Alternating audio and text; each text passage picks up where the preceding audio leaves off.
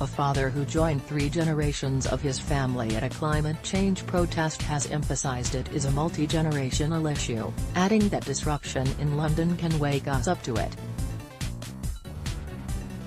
Jeremy Williams, 38, joined Extinction Rebellion demonstrators with his parents, his wife and their young children. "We've basically had this generation from the 50s and 60s who, with new access to flying, driving and other services, had the best of everything and emissions shot up," he told the press association. "Disruption. Then you come to the present with my generation, where we are aware of this issue and what my generation does to tackle it, in turn, affects my children's lives and the world they inherit." The protests have caused significant disruption to public transport in London and demonstrators have vowed it will continue for weeks. In a message to those affected by the travel disturbances, Mr. Williams said, "If you live in Mozambique or California during the wildfire season, you are already being disrupted by climate change. It is a luxury not to be disrupted by climate change and we need to wake up to that.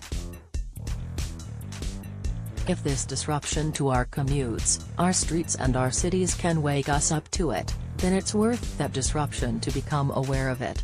Inclusive Mr. Williams described the atmosphere at the protest like a street party, adding there was a real sense of playfulness and creativity, as his 7-year-old son Zachary and 5-year-old daughter Eden drew in chalk on the road surface of Waterloo Bridge. "The kids were waving flags and joining the silent disco and what have you, and there were lots of families and older people there too," he said, adding that some attendees assembled a skate ramp, which fascinated his kids, while others had picnics. Mr. Williams, who co-authored a book on sustainability earlier this year entitled The Economics of Arrival, said he deliberately attended the first day of the protest to ensure it was child-friendly. "We didn't witness any arrests, but if you were there yesterday or today, the police are getting a bit fed up," he said.